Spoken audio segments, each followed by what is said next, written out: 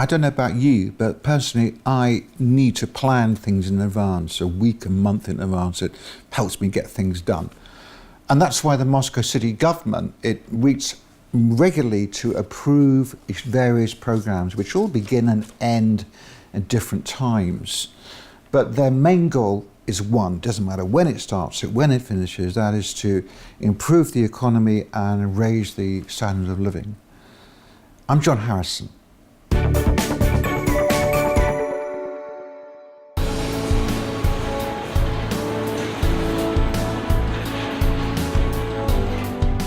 More and more Russian companies are coming to the idea of carrying out joint ventures with foreign partners. We are now in the factory of Renault Russia. This is a real example of localization of production facilities in Russia. And right now, we have a unique example to see how everything is carried out here. The history of relations between the French car manufacturing group and Russia dates back to the early 20th century. Members of the Russian royal family used to ride in the cars of this European car manufacturer. According to Autostat agency's ratings, Renault today is among the most popular car brands across Russia. This year marks a new phase in those relations. Renault Russia received a new development impetus at the end of last winter when Moscow Mayor Sergei Sobyanin and Vice President and Director of Corporate Relations at Renault Group, Antoine de la Roche-Brochard, signed an agreement on the development of automotive manufacturing in Moscow. This is the welding department. Entire car body sections are assembled here from thousands of small parts. The Moscow factory works in 2 shifts. The full production cycle is completed within these clean, spacious rooms. The factory generally leaves a nice impression. More than 570 people work here. They fully assemble 35 cars every hour and more than 700 every day. As you can see, work is in full swing here. Each car requires about 700 different parts and more than 4,000 welded joints. By the way, all the welding is carried out without human involvement. This task was entrusted to robots. There are more than 80 of them here. As you can see, robotization is going full throttle here, just like everywhere else in the world. This year alone, the factory bought 46 robots just like this one. 20% of the work is now being done by robots, but we don't have to worry just yet. There's still enough work for us to do. The manufacturing process is controlled by an operator. The control station is equipped with scanners for safety. If the operator enters the area of robot operation, these scanners transmit an alarm signal to the system, and the robots stop working. Automation is literally everywhere. Even moving tools over from one station to another is done via special self-driving carts. Completely assembled and painted car bodies are moved onto the assembly department. It consists of 5 shops. People working here non-stop, assembling individual components into a complete vehicle. Now we're at the magical part of this factory called the marriage hall. I'm joking, of course. That's what workers call this particular spot here. What you can see here is how the car body is connected to the lower portion called the chassis. And then we have a almost completely assembled car. This process involves making thousands of small connections. The car assembly process is quite similar to how Lego kits work. The only difference is that the pieces that need to be connected here are much larger. All parts have now been assembled and a passport has been issued. The new car is then ready to meet its future owner. Now is the most important moment. We've been waiting for this throughout the entire process. All the bits and pieces come together to take the shape of a complete vehicle. This factory currently manufactures Renault Captur, Renault Duster and Nissan Terrano. And very soon, a new SUV will be added to that list. The factory is currently under a special regime as it's preparing to launch a new model. The best person to tell us everything about that is General Factory Manager Renault Russia, Jean-Louis Theron. Thank you very much for meeting with us, John Levitt. I know you're a very busy man, so thank you for sparing some time for us. You're welcome. Could you tell us, just in a few words, the history of Renault in Russia? We started in 1998. 1998? Yeah, it was a JV between Moscow government and us, and Right. we have created Автофрамос. And so after we started to work on to create this plant, and we started to produce Logan in 2005. And now we are at 33 cars per hour. We have started at something between 7 and 8 cars per hour. What is the potential of Russia for Renault? For Renault, Russia, this is one of the biggest markets. And so you know that we are working with Lada and we're working with Renault. But for Renault brand, it will become, I think, the second world market of Renault. So Russia for you then, for Renault, is a growing market. Yep. In that context, why do you want to localize production? As you know, we are supposed to be at the beginning a French company, but now we are an international company. And a part of our DNA is localization.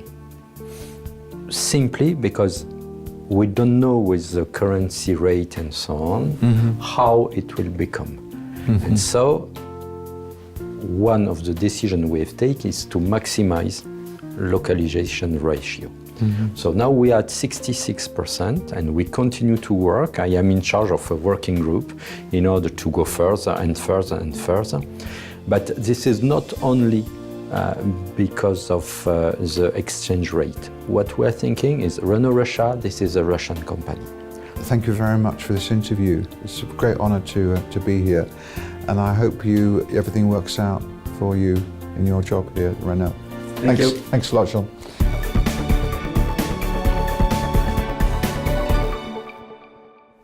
We're talking about different Moscow state government programs that are taking place in Moscow right now, and of course the biggest one is the program called Renovation. Let's find out some more about this.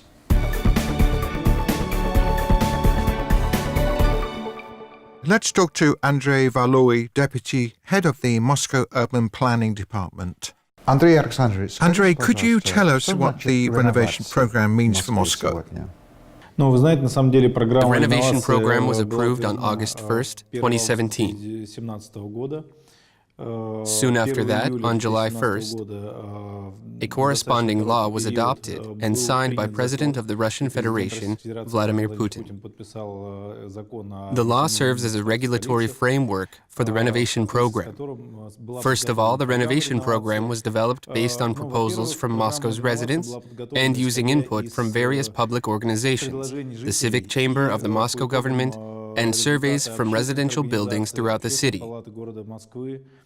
Inquiries from over 250,000 residents were analyzed, and based on the current condition of individual buildings and the impracticality of their complete overhaul, by order of Moscow Mayor Sergei Sobyanin, the renovation program was developed within a fairly short time frame.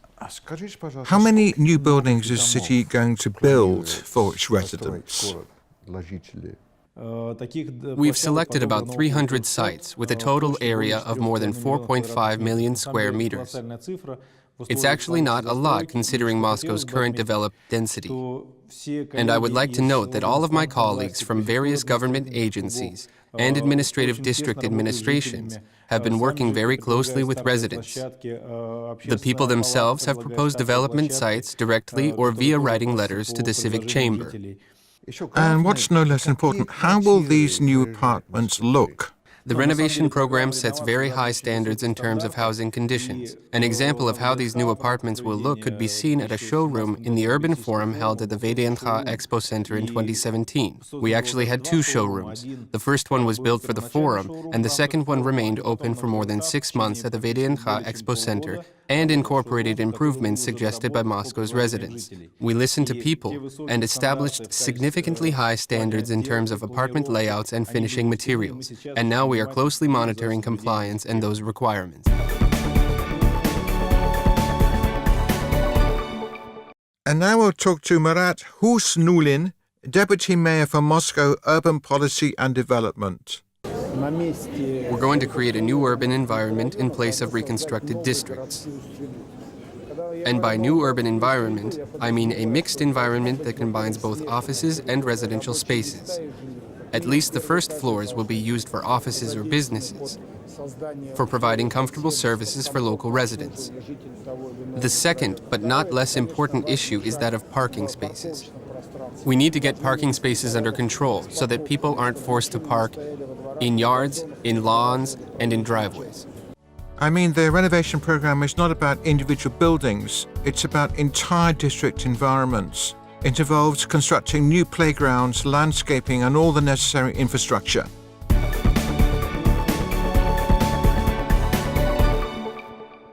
There's 15 steps here. For a completely normally healthy person, that's really no problem at all. But if you happen to be an invalid, this is a real barrier. There's 1 million invalids living in Moscow right now. What is the Moscow government doing to help them? Let's find out.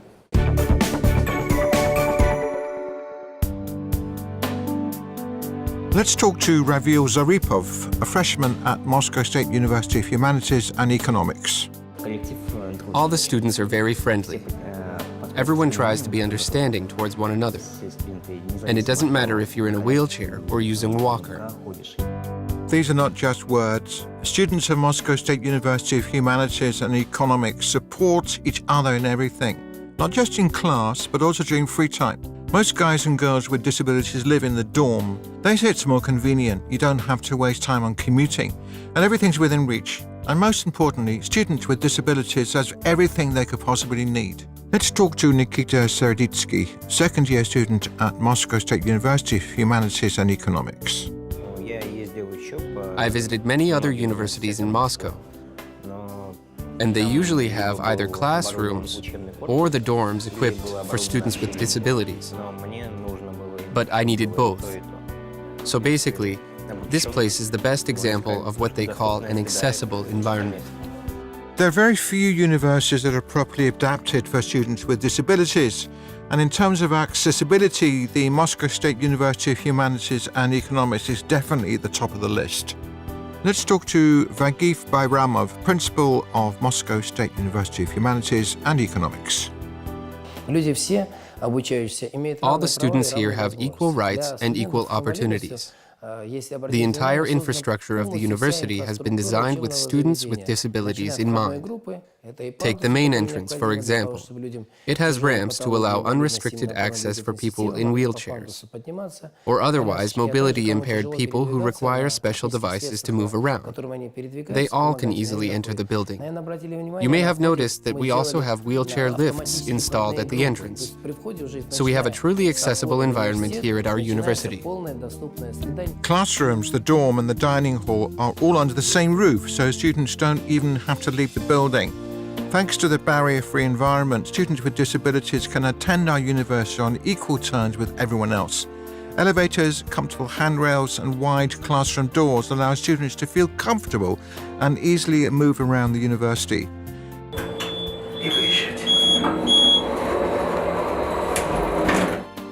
The university has 6 departments. The most popular among the students are law, journalism and linguistic facilities. Here you can learn English, German, Spanish, or even Turkish. Over the past 25 years of its existence, the Moscow State University of Humanities and Economics has trained more than 1,000 qualified specialists and gained a reputation of being one of the most popular universities in Moscow. Well, today we've had a look at various government programs here in Moscow. I hope it's been interesting for you. I'm the host of Capital Ideas program. Goodbye for today.